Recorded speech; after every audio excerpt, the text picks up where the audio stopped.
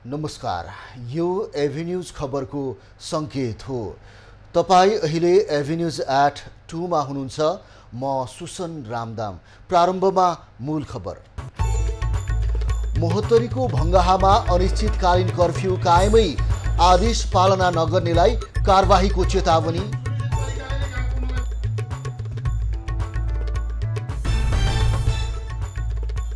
तराई मधेसको सबैभन्दा ठूलो पर्व छठ आजबाट विधिवत रूपमा सुरु। मुख्य बजारमा पूजाका सामग्री किन्नेको भिडभाड। प्रत्यक्ष निर्वाचन प्रणालीको मतपत्र छपाई आजबाट पुनः सुचारू। प्रतिनिधि सभातर्फ 36 र प्रदेशतर्फ 33 जिल्लाको छपाई पूरा। स्वामित्व हस्तान्तरणसँगै मक्सले ट्विटरका सिइओ अग्रवाललाई हटाए। अन्य 3 विशिष्ट कर्मचारी पनि बर्खास्त।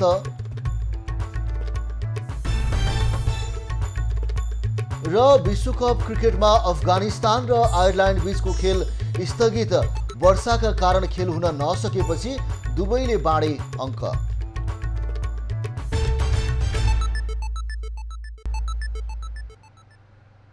अब खबरको सिलसिला प्रारम्भ गरौँ। मोहत्तरीमा कर्फ्यू कायमै सम्बन्धी प्रसङ्गबाट। भङ्गाहा नगरपालिकामा धार्मिक सद्भाव भड्कन नदिन जिल्ला प्रशासन कार्यालय मोहत्तरीले निषेधाज्ञा कर्फ्यू शुक्रबार पनि कायमै राखेको छ। भङ्गाहा 8 पड्रिया बस्तीमा बिहिबार भड्केको दङ्गा नियन्त्रण गर्न जिल्ला प्रशासनले भङ्गाहा नगरपालिका 8 को दक्षिणमा पर्ने पड्रिया बस्तीको सम्पूर्ण क्षेत्रमा कर्फ्यू लगाएको हो। त्यस्तै पड्रियाको ब्रह्मस्थान धर्मपुर बस्तीको दक्षिण पूर्वमा लोहारपट्टी नगरपालिका 1 मा पर्ने बगडा चोक तथा पश्चिममा इलाका प्रहरी कार्यालय लोहारपट्टी स्थित पुलसम्म पनि कर्फ्यू कायमै गरिएको छ। अहिले घटनास्थलमा नेपाल प्रहरी र सशस्त्र प्रहरी परिचालन गरिएको छ। पड्रियाको घटनापछि वरपरका अन्य बस्तीमा पनि साम्प्रदायिक सद्भाव बिगार्ने मनसायका तत्त्वले धार्मिक आस्थाका ठाउँमा अस्वाभाविक गतिविधि बढाएका छन्। अवस्था थप जटिल हुन नदिन जिल्ला प्रशासन कार्यालय मोहत्तरीमा बसेको सर्वदलीय बैठकमा जिल्लाका सबै राजनीतिक दल, सामाजिक सङ्घ-संस्थाका प्रतिनिधि र आम नागरिकले शान्ति सुरक्षाको स्थितिलाई नखलबल्याउन हिन्दू र मुस्लिम पक्षसित सामाजिक सद्भाव कायम राख्न अपिल गरेका छन्। मोहत्तरी जिल्लाको भङ्गाहा नगरपालिकाको वडा नम्बर 8 पररियामा बिहिबार 2 समुदायबीच भएको झडपमा प्रहरीले चलाएको गोली हातमा लागेर घाइते भएका मोहम्मद इम्तियाज राइनको उपचारको क्रममा हात काटिएको छ। डिएसपी सहित झण्डै 3 दर्जन घाइते भएका थिए। हिन्दू राज्य कायमको माग गर्दै हिन्दू सम्राट सेना नेपालले निकालिएको शोभायात्रा पररियाको मुख्य चोकस्थित गोलम्बरमा पुगेर झण्डा गाड्न खोज्दा छेउका घरहरूको छानाबाट अन्धाधुन्द ढुङ्गामुढा गरिएपछि झडप भएको थियो। दुवैतर्फबाट भएको ढुङ्गामुढाको क्रममा प्रहरीले 36 राउन्ड हवाई फायर गरेका थिए। केही राउन्ड अश्रु ग्यास समेत प्रहार गरिएको थियो। मोहत्तरीको भङ्गाहा नगरपालिकामा 2 पक्षीय बीच भएको तनावका बारेमा थप जानकारी दिनको लागि यति बेला मोहत्तरीबाट खबरदाता कमलेश झा जोडिनु भएको छ। कमलेश, जस्तो अब त्यहाँ अहिले कर्फ्यू कायमै रहेको अवस्था छ या हटाउने तयारी छ? खास गरी 2 पक्षीय बीचमा जुन किसिमको तनाव उत्पन्न भएपछि सामाजिक सद्भाव कायम गर्नको लागि कुनै प्रयासहरू भएको छ कि छैन, यो विषयमा जानकारी गराउनुहोस्। मोहत्तरीको भङ्गा नगरपालिका 8 पररियामा शान्ति सुरक्षा खलबल नदिन र सामाजिक सद्भाव कायम गर्नका लागि मोहत्तरीको जिल्ला प्रशासन कार्यालयमा आज दिउँसो 11 बजेदेखि बसेको सर्वदलीय बैठकमा मोहत्तरीका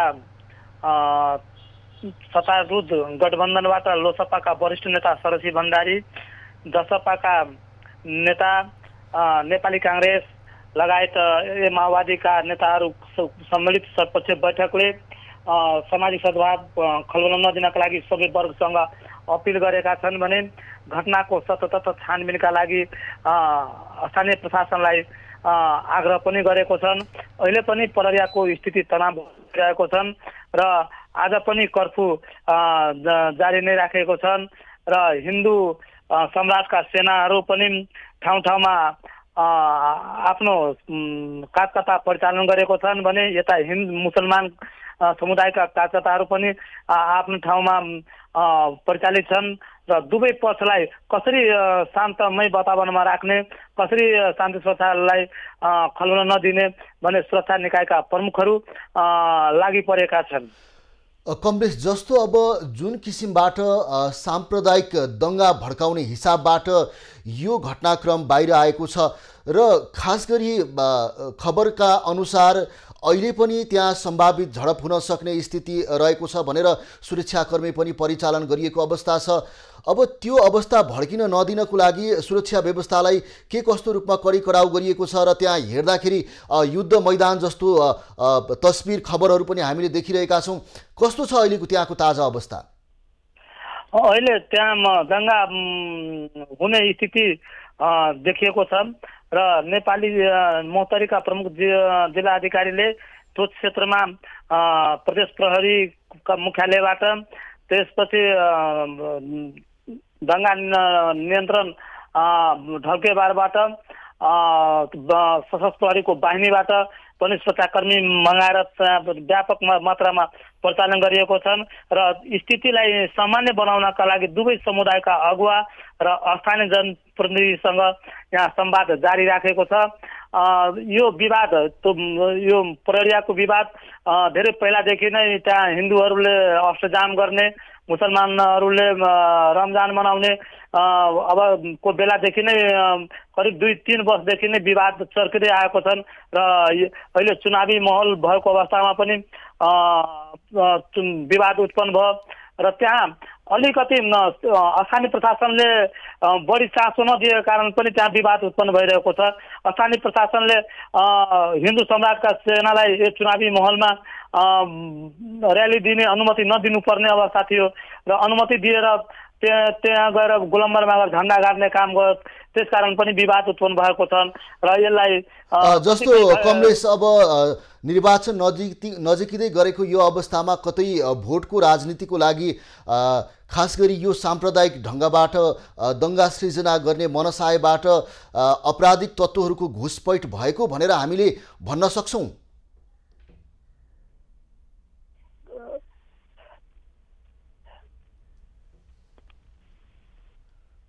कमलेश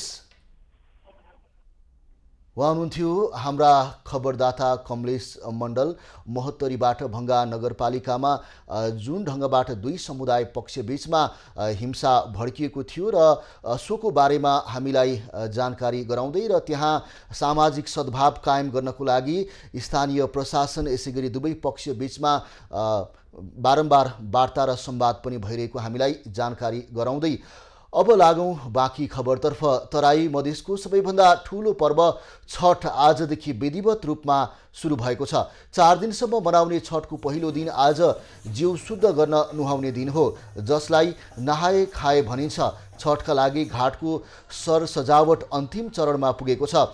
स्थानीयहरू पोखरी, नदी, कुवा लगायतका स्थानलाई झकिझकाउ बनाउँदैछन्। त्यस्तै छठको दोस्रो दिन शनिबार दिनभर उपवास बसी राति खीर बनाई देवतालाई चढाएर व्रतालुहरू खान्छन्। यस विधिलाई खरना भनिन्छ। त्यस्तै छठको मूल दिन आइतबार अस्ताउँदै गरेको सूर्यलाई अर्घ दिइन्छ भने त्यसको भोलिपल्ट सोमबार उदाउँदै गरेको सूर्यलाई अर्घ दिई छठ पर्वको विधिवत रूपमा समापन गरिन्छ। छठ विशेषतः सन्तान प्राप्ति, रोग निदान र पारिवारिक कल्याणको लागि मनाइने छठ पर्वलाई अहिंसाप्रति मानवको रुचि बढाउने र सबै जीवप्रति सहानुभूति राख्न अभिप्रेरित गर्ने पर्वको रूपमा लिइन्छ। तराईका जिल्लामा छठ पूजाको लागि चाहिने सामग्री, हरिया तरकारी र फलफुल किन्नेको भिडभाड छ। खास गरी छठ पूजामा छठी मातालाई अर्पण गरिने प्रसादमा स्याउ, केरा, सुन्तला, पानी भएको नरिवल, उखु, हरियो बोडी, पानी सिंखडा, मुला अदुवाको बोट पर्दछन्। रौतहटमा तराईवासी हिन्दूहरूको सबैभन्दा ठुलो र पवित्र पर्व छठ पूजाको तयारी अन्तिम चरणमा पुगेको छ। एकदमै कडा धार्मिक नियमपूर्वक आस्था र विश्वासको साथ मनाइने 4 दिवसीय पर्व सुरु भएसँगै रौतहटका प्रमुख तथा ग्रामीण बजारहरूमा चहल पहल बढेको छ। कपडा, खाद्यान्न तथा फलफुलका पसलहरूमा ग्राहकको घुइँचो लागेको छ। यसैगरी घरभन्दा टाढा बाहिर रहेका परिवारजनका सदस्यहरू पनि घर फर्कने क्रम सुरु भएको छ। छठ पर्वले गर्दा रौतहटका प्रमुख बजारहरू चन्द्रह निगापुर, गरुडा, कटहरिया, शिवनगर र सदरमुकाम गौरमा चहल पहल निकै बढेको छ। दर्शकबिन, यति बेला तराई मधेसका विभिन्न जिल्लाहरूमा छठ पर्वको रौनकता सुरु भइसकेको छ र रौतहटबाट यति बेला खबरदाता गौतम श्रेष्ठ जोडिनु भएको छ। गौतम, खास गरी छठ पर्वको महत्त्व र तराईका विभिन्न जिल्लाहरूमा छठ पर्वको तयारी सुरु भएको छ। कस्तो छ तयारीको अवस्था, त्यहाँको रौनकता माहौलको बारेमा हामीलाई जानकारी गराउनुहोस्। सुजन, आजबाट तराई मधेसको सबैभन्दा ठुलो पर्व, जसलाई यस क्षेत्रमा महापर्व पनि भनिन्छ, छठ सुरु भएको छ र छठको घाटहरू सजाउने क्रम अब लगभग अन्तिम चरणमा पुगिरहेको छ। आजबाट तराईवासी हिन्दूहरूको यो सबैभन्दा ठुलो पवित्र पर्व सुरु भएको हो। आजको दिनलाई स्थानीय भाषामा नहाय खाए भनेर भन्दै भनिन्छ। यसै गरी भोलि, पर्सि र सोमबारसम्म यो पर्व जारी रहनेछ। यो पर्वलाई लिएर रौतहटका अधिकांश बजारहरू एकदमै यतिखेर चहल पहल हामी देखिरहेका छौँ। सामग्रीहरू, फलफुल लगायतका सामग्रीहरू, त्यसै गरी यो छठ पर्वलाई चाहिने जति पनि सामग्रीहरू हुन्छन् ती सामग्रीहरू किन्नका लागि लुगाफाटोदेखि लिएर कपडा, त्यसै गरी खाद्यान्नका पसलहरू, सरसामानका पसलहरूमा चाहिँ भिडभाड। गौतम, जस्तो अब रौतहटको खास गरी कुन ठाउँमा छठ पर्वको मेला लाग्दैछ र कुन कुन ताल तलैयाहरूलाई यति बेला सजावट गरिएको अवस्था रहेको छ र त्यहाँको स्थानीय प्रशासनले के कस्तो औपचारिक कार्यक्रमहरूको पनि व्यवस्थापन गरेको छ, यो विषयमा पनि बताउनुहोस्। खास गरी रौतहटको सदरमुकाम गौरमा रहेका पोखरीहरूलाई सजाउने काम जारी रहेको छ। यो सँगसँगै यो गौरमा मात्रै होइन, रौतहट जिल्लाभरि नै बागमती र बखैया नदीका किनारहरू जुन बस्तीहरूलाई छुन्छन् ती बस्तीहरूमा पनि यो छठघाट सजावटको क्रम जारी रहेको छ। त्यसै गरिकन चन्द्रनिगापुर आसपासका क्षेत्रहरूमा तापी नदी किनारमा पनि यो छठघाट बनाइने काम जारी रहेको छ र स्थानीय प्रशासनले पनि विभिन्न सङ्घ संस्थाहरूले पनि छठघाटका लागि जुन ठाउँमा पूजा गर्ने स्थानहरू छन्, छठका घाटहरू छन्, ती घाटहरूलाई सरसफाइ गर्ने, त्यहाँका पोखरीहरूलाई सरसफाइ गर्ने लगायतका कामहरू गरेका छन्। सुशान, अर्को कुरा, जस्तो आजबाट छठ पर्व औपचारिक रूपमा सुरु भएको छ, यो छठ पर्वमा के कस्तो विधि हुन्छ र कहिलेसम्म मनाइन्छ र सूर्यलाई अर्घ्य दिइन्छ, यो कुन कुन समयमा कसरी दिइन्छ, यो विषयमा पनि अलिकति जानकारी गराउनुहोस् न। सुशान, आज छठको पहिलो दिन हो, जसलाई यहाँ स्थानीय भाषामा नहाय खाए भनिन्छ। अर्थात् नुहाई धुवाई गरी शुद्ध भएर पूजाका सामग्रीहरू आज छठ पूजा गर्नेहरूले तयार गर्छन् र आजको दिनबाट यो पर्व सुरु भएको हो। भोलि दोस्रो दिन अर्थात् शनिबार भोलि व्रतालुहरूले खर्ना बनाउनेछन्, जसमा व्रतालुहरूले निर्जल रही बेलुका माटोको चुलोमा खिर र रोटी पकाई भगवानलाई त्यही प्रसाद चढाएर उनीहरूले पनि त्यो प्रसाद ग्रहण गर्नेछन् र त्यसपछि लगभग 36 घण्टा लामो निर्जल र निराहार व्रत सुरु हुनेछ। यो अवधिमा व्रतालुहरूले जसले छठका व्रत गर्ने गर्छन् उनीहरूले पानी पनि खाँदैनन् र 36 घण्टा लामो व्रत भोलिबाट यो सुरु हुन्छ। त्यसै गरी छठ अन्तर्गत आइतबार बेलुका अस्ताउँदै गएको सूर्यलाई अर्घ दिइनेछ भने सोमबार बिहान उदयमान सूर्यलाई अर्घ दिएपछि विधिपूर्वक यो पर्व समापन हुनेछ र यो लोक आस्थाको महापर्वलाई सोमबारसम्म। जस्तो अब यो छठ पर्वलाई प्रकृति पूजक, खास गरी अब मनोकामनाको हिसाबले पनि एउटा तराईवासीहरूको विशेष आस्था रहेको छ। अझ पछिल्लो समयमा त एउटा विभिन्न क्षेत्रका समुदायले पनि छठी पर्वको व्रत लिने, छठी माईको व्रत उपवास बस्ने चलन पनि बढ्दै गइरहेको छ। यो क्रम चाहिँ कस्तो पाउनु भएको छ? खास गरी छठी माईको व्रत बसेमा के मनोकामना पुरा हुन्छ भन्ने एक किसिमको विश्वास रहेको छ। सुशान, छठ पर्वले एउटा आफ्नै किसिमको यसको विशेषता पनि छ। यो प्रकृतिसँग जोडिएको पर्व हो। सूर्यको उपासना गरिन्छ, नदी किनारहरूलाई सजाइन्छ, नदीमा उभिएर सूर्यको आराधना गरिन्छ। सूर्य जसले पृथ्वीलाई जीवन दिने गर्छन्, सूर्यबाट नै यो पृथ्वी चलेको छ र सूर्यलाई पूजा गर्ने, उदाउँदो सूर्यलाई मात्रै होइन अस्ताउँदो सूर्यको पनि आफ्नै महत्त्व हुन्छ भन्ने खालको सन्देश पनि दिन्छ यो पर्वले। त्यसै गरिकन यो पर्वमा प्रयोग हुने सम्पूर्ण सामग्रीहरू, खास गरी कृषिमा आधारित सामग्रीहरू हुन्छन्। कृषकहरूले फलाएको खेतबारीमा फलेको फलफुलहरू र त्यसैबाट बनेका परिकारहरू चाहिँ यो पर्वमा प्रयोगमा ल्याइने गरिन्छ। र यसको अर्को एउटा धार्मिक महत्त्व के पनि छ भने यो अन्य पर्व जस्तो यो पर्वमा चाहिँ लापरवाही गर्ने वा छुवाछुत गर्ने, यसलाई जुठो गर्ने वा यस्तो काम केही पनि होइन। एकदमै चोखो यसका सम्पूर्ण सामग्रीहरू शुद्ध भई चोखो रूपमा तयार गरिन्छ। र साथसाथै यो पर्व पछिल्लो समय यो तराई मधेसमा मात्रै होइन, हामीले काठमाडौँतिर पनि देख्छौँ यो विभिन्न ठाउँहरूमा पुगिसकेको छ। जहाँ जहाँ यो तराई मधेसका समुदायका व्यक्तिहरू छन् र उनीहरूले यो पर्वलाई जसरी मनाउँछन्, यो पर्वको जुन एउटा विधि छ, जुन यो यसको परम्परा छ, यो अझै पनि विस्तार हुँदै गइरहेको छ, यो अझै पनि लोकप्रिय हुँदै गइरहेको छ। गौतम, जानकारीको लागि धन्यवाद। उहाँ हुनुहुन्थ्यो रौतहटबाट हाम्रा खबरदाता गौतम श्रेष्ठ। रौतहटमा पनि छठ पर्व सुरु भएसँगै छठको तयारी सुरु भएको छ र विभिन्न पोखरीहरूलाई साजसज्जा गर्ने काम भइरहेको र बजारमा चहल पहल भइरहेको हामीलाई जानकारी गराउँदै अब लागौँ बाँकी खबरतर्फ। श्रद्धा र निष्ठाका साथ विगत 33 वर्षदेखि इटहरीमा पनि मनाइँदै आएको छठ पर्वको तयारी अन्तिम चरणमा पुगेको छ। कार्तिक शुक्ल चतुर्दशीदेखि सप्तमी 4 दिनसम्म मनाइने छठ पर्वको तयारी अन्तिम चरणमा पुगेको जनाइएको हो। छठ पर्व मनाउनेहरूको संख्या हरेक वर्ष बढिरहेको र पहाडी समुदायका मानिसहरू पनि पछिल्लो समयमा छठ पर्व उत्साहपूर्वक मनाउन थालेको छठ सेवा समितिले जनाएको छ। यस वर्षका 450 पूजाघाट बनाइएको र 100 पूजाघाट पहाडी समुदायका व्रतालुहरूले ठाउँ लिएका छन्। छठको व्रत परिवार सुख शान्ति र चिताएको पुरा हुँदा पहाडी समुदायमा पनि व्रत बस्ने चलन सुरु भएको हो। कार्तिक शुक्ल चतुर्दशीदेखि सप्तमी 4 दिनसम्म मनाइने छठ पर्वको पहिलो दिन व्रतालुले शुक्रबार नुहाएर चोखिएर शाकाहारी भोजन गरी व्रत प्रारम्भ गरेका छन्। निर्वाचन आयोगले प्रतिनिधि सभा तथा प्रदेश सभा निर्वाचनको प्रत्यक्ष प्रणालीको लागि आवश्यक मतपत्रको छपाई आजबाट पुनः सुरु भएको छ। तिहार अघि प्रतिनिधि सभातर्फ 36 वटा जिल्ला र प्रदेश सभातर्फ 33 वटा जिल्लाको मतपत्र छापेको आयोगले बाँकी जिल्लाको मतपत्र आजबाट छाप्न सुरु गरिएको हो। प्रत्यक्ष निर्वाचन प्रणालीका लागि आवश्यक करिब 4 करोड मध्ये 2 करोड प्रति मतपत्र छपाइसकिएको छ। दुर्गम तथा ढुवानीमा अवरोध आउन सक्ने जिल्लाका मतपत्रलाई प्राथमिकतामा साथ आयोगले छापिरहेको छ।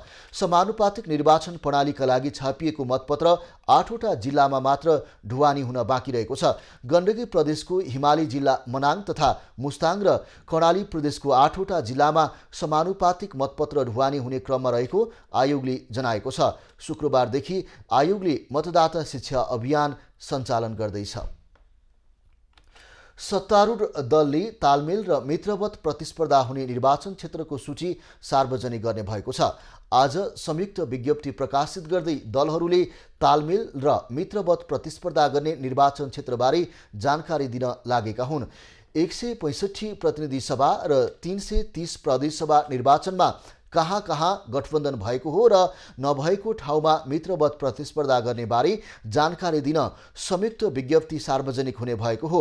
मतदातामा दुविधा भएकाले त्यसबारे प्रश्न पार्न खोजिएको सत्ता साझेदार दलहरूले बताएका छन्। सबै क्षेत्रका तालमेलको प्रयास भए पनि केही क्षेत्रमा सम्भव नभए पनि सत्ता साझेदार दलले ती क्षेत्रमा मित्रवत प्रतिस्पर्धा गर्ने सहमति गरेका छन्। सत्ता गठबन्धनमा नेपाली कांग्रेस, नेकपा माओवादी केन्द्र, नेकपा एकीकृत समाजवादी, लोकतान्त्रिक समाजवादी पार्टी र राष्ट्रिय जनमोर्चा रहेका छन्। निर्वाचन मुद्दामा केन्द्रित हुनुपर्ने हो दलका शीर्ष नेता। एमाले अध्यक्ष ओलीदेखि प्रधानमन्त्री देउवा नै विपक्षीको उचितो काण्डमै व्यस्त देखिन्छन्। स्तरहीन आलोचना र गाली गलौजमा उनीहरू उत्रिएका हुन्। केही दिन अघि एमाले अध्यक्ष केपी ओलीले प्रत्यक्ष बहसमा आउन प्रधानमन्त्री शेरबहादुर देउवालाई आग्रह गरे। यो उनको आग्रह मुद्दामा बहस गर्न होइन, चर्चामा बटुल्न चुनौती दिएका थिए। अलिकति यो सरकारले तदारुकताका साथ काम गरेको छैन, यसलाई काम गर्ने फुर्सद पनि छैन, यो काम गर्न जन्मेकै होइन। यो त्यस कारण यो बेग्लै उद्देश्यका लागि जन्मिएको सरकार त्यसै गरी हल्मलिएको छ। बाजकै शैलीमा अभिव्यक्तिबाट विपक्षीलाई आक्रमण गर्ने एमाले अध्यक्ष ओलीले बहसमा आउन चुनौती मात्रै दिएनन्। उनले सत्ता गठबन्धनले मुलुकलाई बर्बादीतिर पुर्याएको आरोप हरेक मञ्चमा दोहोर्याउँछन्। 2 पटक प्रधानमन्त्री समेत भएका ओलीले आफ्नो पछिल्लो 41 महिने कार्यकालमा के गरे या गरेनन् आफै जानुन्। तर उनी चुनावी एजेन्डामा भन्दा विपक्षीलाई सत्तो शराबमै व्यस्त छन्। उता सत्तारूढका शीर्ष नेता पनि के कम, उनीहरू पनि जति सक्दो एमाले अध्यक्ष ओलीको खोइरो खन्नमै तल्लिन्छन्। ओलीलाई अधिनायकवाद र स्वेच्छाचारीको आरोप लगाउँदै परमादेशको टेकोमा सत्तामा पुगेका उनै देउवा र दाहालले परिवर्तनको विरोधको आरोप लगाउँदै आएका छन्। गठबन्धनको चुनावी प्रशिक्षणमा पुगेका प्रधानमन्त्री देउवाले ओलीले राजावादीसँग साँठगाँठ गरेको आरोप लगाए। अहिले गठबन्धनको सरकार छ, यो सरकारले प्रशासन कुनै किसिमको बदली लगाएको छैन, कुनै किसिमको हस्तक्षेप गरेको छैन, कुनै किसिमको चाहिँ अप्ठ्यारो पारेको छैन। माओवादी अध्यक्ष दाहाल पनि उस्तै माहिर छन्। मञ्च भेटियो कि ओलीबाटै रिस पोख्न थाल्छन्। ओलीलाई पटक पटक गणतन्त्र विरोधीको आरोप लगाउँदै आएका दाहालले ओली एमालेको अध्यक्ष भइदिएको भए शान्ति सम्झौता नहुने दाबी गरे। अहिले जसलाई एमाले भनिएको छ त्यो एमाले होइन। यथार्थमा एमाले माधव कुमार नेपालको नेतृत्वमा बनेको मुख्य रूपमा त्यस्तो पार्टी हो। त्यति बेला विस्तृत शान्ति सम्झौता गर्दा या 12 बुँदे समझदारी गर्दा यदि माधव कुमार नेपाल त्यो पार्टीको प्रमुख नभएको भए र केपी ओली नै भएको भए सायद देशलाई त्यति बेलै दुर्घटनामा पार्ने थिए। ओलीसँगको व्यक्तिगत इगो र कुण्ठाकै कारण एमालेबाट अलगिएको आरोप लगाउँदै आएका माधव कुमार नेपाल पनि उत्तिकै माहिर छन् ओलीमाथि आलोचनाको तीर बर्साउन। ललिता निवास जग्गा प्रकरणमा मुछिएका माधव कुमार नेपाल एकीकृत समाजवादीका अध्यक्ष हुन्। एमालेबाट अलगिएर काङ्ग्रेसलाई सघाएका उनै नेपालले ओली हिटलर भन्दा पनि निरङ्कुश भएको आरोप लगाए। हामीले देशलाई निकै ठुलो सङ्कटबाट बचाएका छौँ, एउटा ऐतिहासिक जिम्मेवारी पुरा गरेका छौँ, यसमा हामीले गौरव बोध गर्नुपर्दछ। मुलुकमा प्रधानमन्त्री समेत भइसकेका यी अनुहार फेरि मङ्सिर 4 पछि सत्तामा पुग्ने दाउमा छन्। सत्तामा पुग्न जनता कहाँ मुद्दा लिएर जानुपर्ने हो, तर विडम्बना गाली गलोजमै उपाधि हात पार्ने देखिन्छ उनीहरूको चुनावी गतिविधि।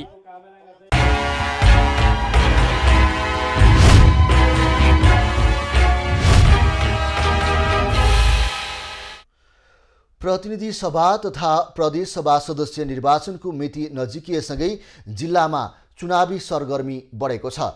चुनावी सरगर्मी बढेसँगै प्रतिनिधि सभा र प्रदेश सभा निर्वाचनमा उम्मेदवारी दिएका उम्मेदवारहरू मतदाताको घर दैलो अभियानमा जुटेका छन्। निर्वाचन मिति नजिकिँदै जाँदा काभ्रेमा उम्मेदवारले घर दैलो लगायत प्रचार कार्यक्रमलाई तीव्रता दिएका छन्। काभ्रेको प्रतिनिधि सभा क्षेत्र नम्बर 1 मा गठबन्धनबाट नेकपा माओवादी केन्द्रका पोलिट ब्युरो सदस्य तथा पूर्व राज्य मन्त्री सूर्यमान दोङ र राप्रपा नेपालको महामन्त्री परित्याग गरी एमाले प्रवेश गरेर हाल एमाले पोलिट ब्युरो सदस्य तथा पूर्व राज्य मन्त्री रमेश लामा बीच चुनावी प्रतिस्पर्धा हुने आकलन गरिएको छ। दुवै उम्मेदवार आफ्नो एजेन्डा लिएर भोट माग्न व्यस्त रहेका छन्। चाहे यहाँको उकालो बाटो होस्, चाहे बस पार्कको कुरा होस्, चाहे यहाँका बृहत खानेपानीका कुरा होस्, यहाँका मठ मन्दिरका कुरा होस्, सबै विषयवस्तुहरू हाम्रा साझा सवाल हुन्। हामी ती विषयवस्तुहरूसँग बढी केन्द्रीकृत हुने उद्देश्यसहित हामीले हाम्रा आज एउटा आधारभूत कामहरूको बारेमा यसरी गठबन्धन गरेका छौँ। 5 पटक प्रधानमन्त्री भएको अहिलेका मन्त्री परिषदका अध्यक्ष नेपाली जनताले सम्झन लागेको, नेपाली विद्यार्थीले, महिलाले, युवाले अथवा वृद्धले अथवा आम नेपाली जनताले सम्झन लागेको एउटा कार्यक्रम भन्नुहोस् न भन्दा उहाँसँग जवाब छैन। यसैबीच प्रतिनिधि सभा क्षेत्र नम्बर 2 मा गठबन्धनको तर्फबाट नेपाली काङ्ग्रेसका पूर्व केन्द्रीय सदस्य तथा पार्टी जिल्ला पूर्व सभापति शिवप्रसाद हुमागाई र नेकपा एमालेको तर्फबाट पूर्व मन्त्री तथा पोलिट ब्युरो सदस्य गोकुल प्रसाद बास्कोटाले उम्मेदवारी दर्ता गराएपछि मतदाताले यस क्षेत्रको निर्वाचनलाई बढी चासोका साथ हेरिरहेका छन्। आफ्नो जनताको पीर मर्का आवश्यकतालाई विशेष पहल कदमी लिनुपर्ने हो। त्यसरी मात्रै यहाँको बाटोको आवश्यकता, यहाँको खानेपानीको आवश्यकता, यहाँको विद्यालयहरूमा गुणस्तरीय शिक्षा प्रदान गर्ने जनताले चाहेको, काभ्रे जिल्लाले खोजेको, खास गरिकन जनताको जीवनमा परिवर्तन गराउने आन्दोलनको निरन्तरता र त्यसको पूर्णतातर्फको यात्रामा जनतासित हामीले गरेको हातेमालोको अपिललाई उहाँहरूले आत्मसात गरेर हामीलाई साथ दिनुहुनेछ भन्ने म विश्वास लिन्छु। प्रतिनिधि सभामा 2 र प्रदेश सभामा 4 निर्वाचन क्षेत्र रहेको काभ्रेमा आगामी मङ्सिर 4 गते हुने प्रतिनिधि सभा सदस्य र प्रदेश सभा सदस्य निर्वाचनका लागि काभ्रेमा 64 जना प्रतिस्पर्धी रहेका छन्। 2 प्रतिनिधि सभा क्षेत्र र 4 प्रदेश सभा क्षेत्र रहेको काभ्रे जिल्लामा 6 पदका लागि 64 जना प्रतिस्पर्धी रहेका हुन्। दुवै उम्मेद्वार आफ्नो एजेन्डा लिएर भोट माग्न व्यस्त छन्। जिल्लाका सबै निर्वाचन क्षेत्रमा मुख्य रूपमा सत्तारूढ गठबन्धन र नेपाल कम्युनिस्ट पार्टी एमाले बीच नै चुनावी प्रतिस्पर्धा हुने देखिएको छ। खबरको सिलसिला अझै जारी छ, हामी सँगै रहनुहोला। अब बाँकी खबर। काठमाडौँ महानगरपालिकाले रातिको समयमा जथाभावी फोहोर फाल्नेमाथि कारबाही सुरु गरेको छ। सार्वजनिक स्थलमा लुकी छिपी फोहोर फाल्नेलाई लक्षित गर्दै रातिको समयमा नगर प्रहरी खटाउन सुरु गरिएको महानगरपालिकाले जानकारी दिएको छ। सार्वजनिक स्थलमा जथाभावी फोहोर फाल्नेलाई फोहोरको प्रकृति र मात्रा हेरेर 1000 देखि 25,000 सम्म जरिवाना तिराउने गरिएको छ। रातिको समयमा 4 वटा समूह बनाएर खटिएको 20 जनाको टोलीले जथाभावी फोहोर फालेको भेट्याए तत्काल पक्राउ गरेर कार्यालयमा थुन्ने समेत गरेको छ। रातिको समयमा सार्वजनिक स्थलमा फोहोर फाल्ने प्रवृत्ति अन्त्य गर्न सो काम थालिएको महानगरको भनाइ छ। महानगरले साउनमा 1,52,500, भदौमा 79,500 र असोजमा 1,48,005 रुपैयाँ जरिवाना तिराइएको छ। महानगरले आम सर्वसाधारणलाई लुकी छुपी सार्वजनिक स्थलमा जथाभावी फोहोर नफाल्न अनुरोध गरेको छ।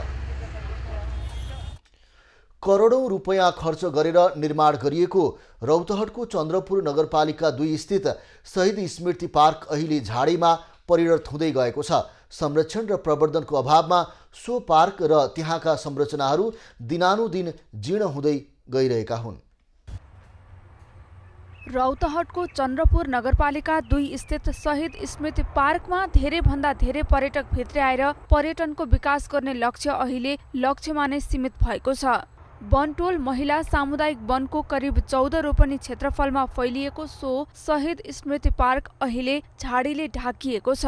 स्थानीय सरकारले विगत 5 वर्षमा पार्कका लागि जम्मा 5 लाख रुपैयाँ बजेट छुट्याएको छ। निर्माण अवधिदेखि नै पार्कको स्वामित्वमा विवाद आइरहेको छ। सो पार्कको व्यवस्थापन हाल शहीद स्मृति पार्क व्यवस्थापन समितिले गर्दै आइरहेको छ।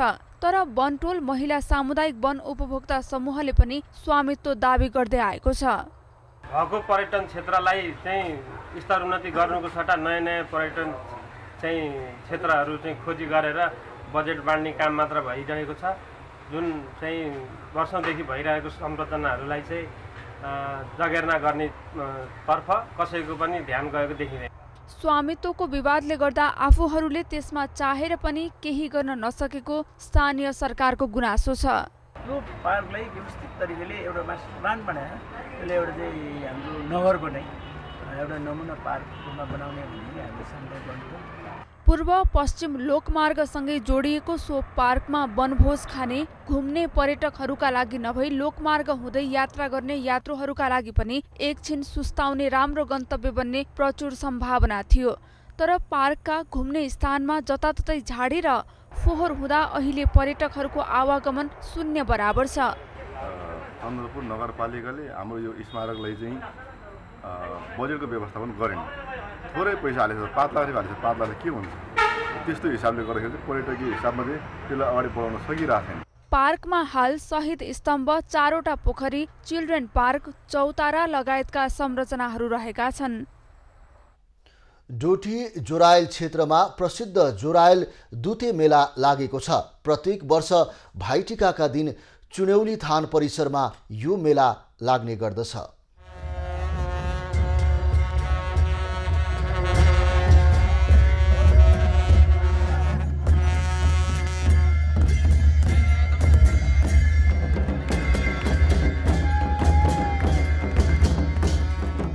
प्रत्येक वर्ष भाइटिकाका दिन सैगडा, रावतकट्टे र धनसरा गाउँबाट दाइना, दमहा र भोकर सहितको भोस्सो जात्रा निकालेपछि दुत्ते मेला सुरु हुन्छ। महाभारत कथामा उल्लेख गरिए अनुसार जरासन्धलाई राक्षस भनेर सम्बोधन गरिए पनि डोटी जोरायलको संस्कृतिमा यिनलाई देवता भनेर पुज्ने गर्दछन्। यो जात्रा गरिएन भने ती देवता रिसाई जोरायलमा विविध अनिष्ट गराउन सक्ने विश्वास रहिआएको छ।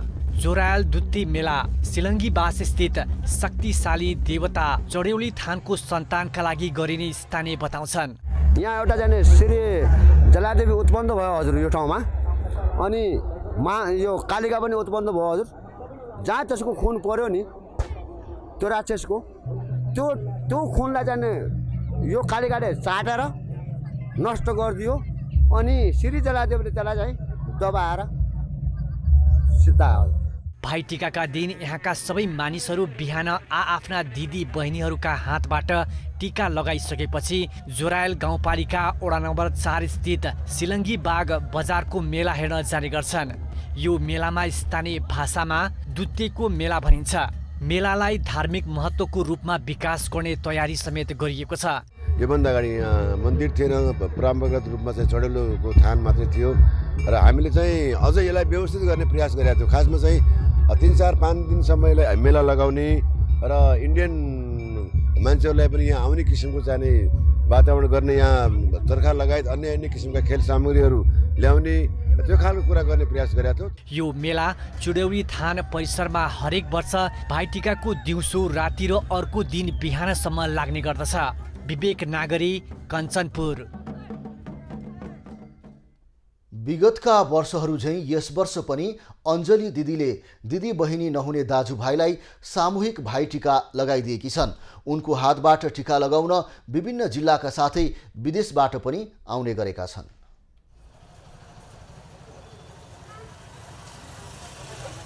अञ्जली मास्के अर्थात् सबैकी अञ्जली दिदीले यस वर्ष पनि दिदी बहिनी नहुने दाजुभाइहरूलाई भाइटिका लगाइदिएकी छन्। उनको यो कार्यले 2055 सालदेखि निरन्तरता पाइरहेको छ। काठमाडौँ उपत्यका बाहिर र अन्य मुलुकबाट पनि उनको हातबाट सप्तरङ्गी टिका लगाउन आउनेहरू खुसी लागेको बताउँछन्। घरमा गएर आशीर्वाद लिन्छु भन्दा पनि म चाहिँ चुनावको व्यस्तताले जान पाएन। आज यहाँ आशीर्वाद लिन पाएको म औरी खुसी छु। फर्स्ट टाइम अनि राम्रो लागिरहेछ मलाई चाहिँ यो यहाँ आएर सामूहिक रूपमा चाहिँ भाइको टिका लाउन साह्रै रमाइलो लाग्यो।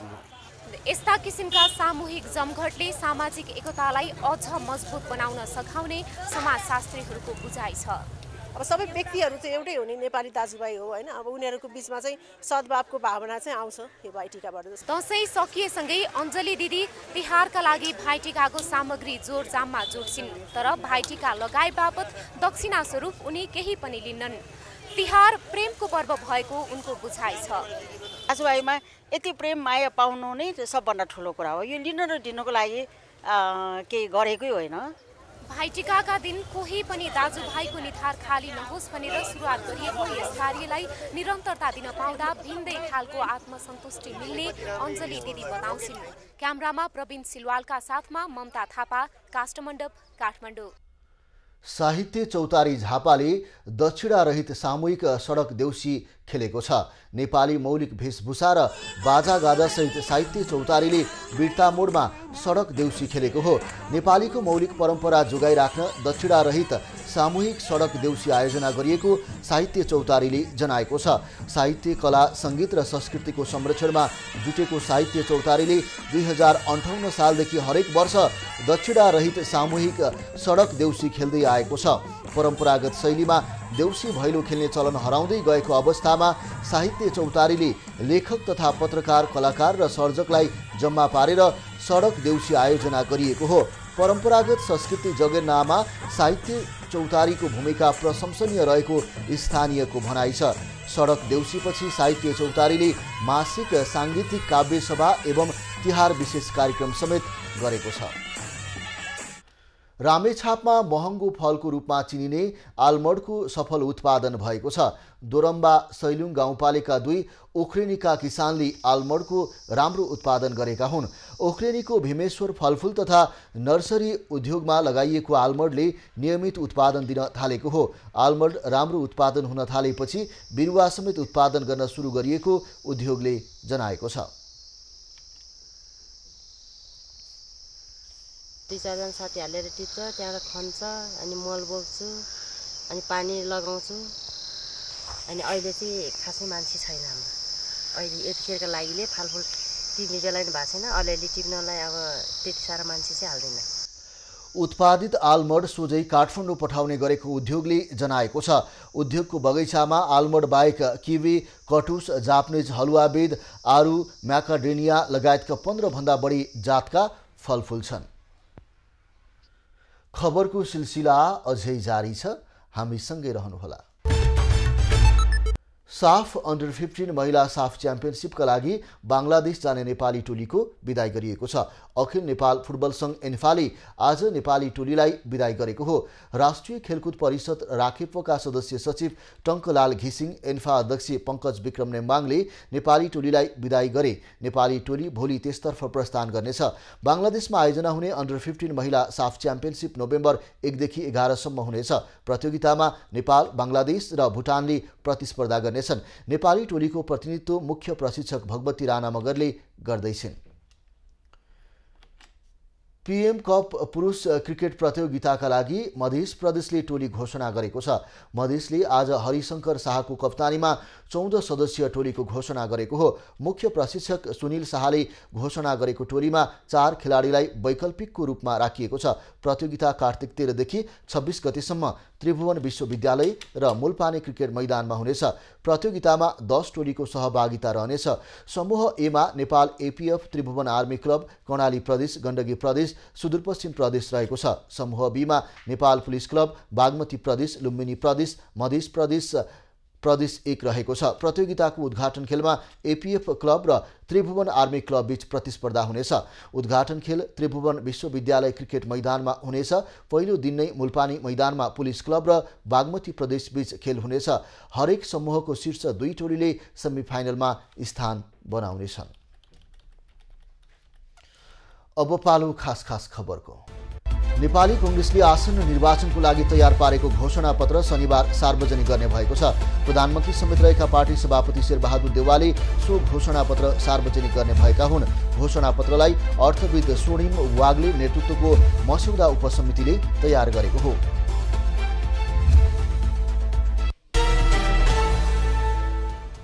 नेकपा एमालेका अध्यक्ष केपी ओली 4 दिनसम्म झापामा रहने भएका छन्। आगामी 4 मङ्सिरको निर्वाचनको तयारीको लागि उनी 4 दिनसम्म झापामा रहने भएका हुन्। आफ्नो निर्वाचन क्षेत्र सहितका 13 वटा स्थानीय तहमा ओलीले सहभागिता जनाउने कार्यक्रम तय भएको छ। सरकारले आज पनि सार्वजनिक बिदा दिएको छ। कार्तिक 7 गते लक्ष्मी पूजाको दिनदेखि सुरु भएको सार्वजनिक बिदा भाइटिकाको भोलिपल्ट आज पनि कायम राखिएको हो। सरकारले आज तिहार पर्वकै रूपमा सार्वजनिक बिदा दिएको गृह मन्त्रालयले जनाएको छ। छठ पर्व समितिले यस वर्षको छठ पर्व गौरीघाट र कमल पोखरीमा मनाउने तयारी थालेको छ। छठ पर्व मनाउँदै आएका समुदाय र व्रतालुलाई लक्षित गर्दै तयारी थालिएको हो। समितिले टेकु लगायतका ठाउँमा पनि छठ मनाउने तयारी अन्तिम चरणमा पुगेको छ। अर्घाखाँचीको सन्धिखर्कमा निर्माणाधीन विमानस्थलमा मोटरसाइकल दुर्घटनामा 2 जनाको मृत्यु भएको छ। मृत्यु हुनेमा सन्धिखर्कका 26 वर्षीय रोशन सुनाम र 22 वर्षीय कृत्रिम रायमाझी रहेका छन्। प्रदेश नम्बर 2038 प 5032 नम्बरको मोटरसाइकल तीव्र गतिका कारण दुर्घटनामा परेको अनुमान गरिएको छ। रसुवाबाट काठमाडौँ आउँदै गरेको कालिका स्थानमा बस दुर्घटना हुँदा 6 यात्रु घाइते भएका छन्। घाइतेको स्थानीय अस्पतालमा उपचार भइरहेको छ। 30 यात्रु बोकेको बाथिङ ख 6035 नम्बरको बस ब्रेक फेल भएर दुर्घटना भएको हो।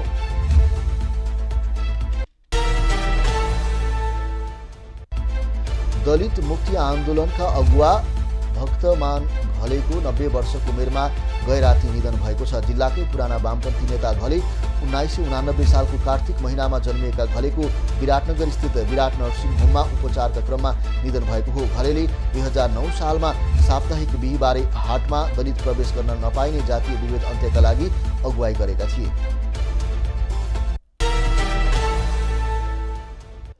हेटौडाका वरिष्ठ पत्रकार कौशल पाण्डेको 75 वर्षको उमेरमा बिहीबार साँझ निधन भएको छ। हेटौडा 4 कमलडाँडा स्थित निवासमा उनको हिजो साँझ निधन भएको हो। पाण्डे 2058 सालमा नेपाल पत्रकार महासङ्घ मकवानपुर शाखाको अध्यक्ष रहेका थिए। गोर्खा नगरपालिका 5 का वडा अध्यक्ष खिलबहादुर राणाको निधन भएको छ। घरमै बसिरहेका बेला बिहीबार दिउँसो लडेर बेहोस भएका उनको उपचारका क्रममा निधन भएको हो। वैशाखमा सम्पन्न स्थानीय निर्वाचनमा राणा नेकपा एमालेबाट वडा अध्यक्ष निर्वाचित भएका थिए।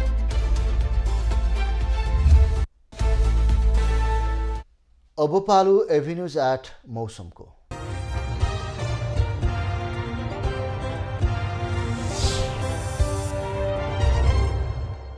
हाल देशका पहाडी भूभागमा आंशिकदेखि सामान्य बदली रही बाँकी भूभागमा मौसम सामान्यतया सफा रहेको छ।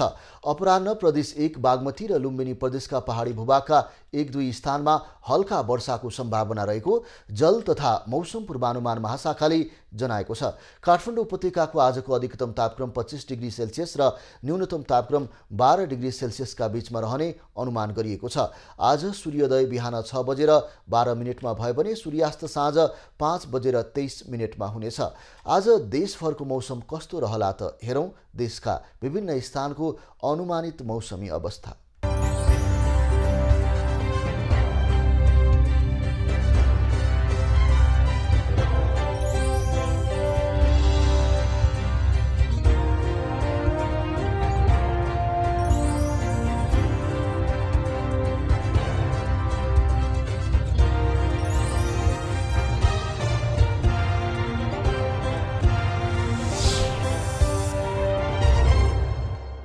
अहिलेलाई खबरको क्रम यति नै। एभिन्यूज खबरका यी सहित अन्य विस्तृत खबरको लागि www.avnews.tv लगइन गर्न सक्नुहुनेछ। युट्युब, फेसबुक र ट्विटरमा पनि हामीलाई फलो गर्न सकिनेछ। खबरभित्रको खबरको लागि हेर्दै रहनुहोला एभिन्यूज खबर। नमस्कार।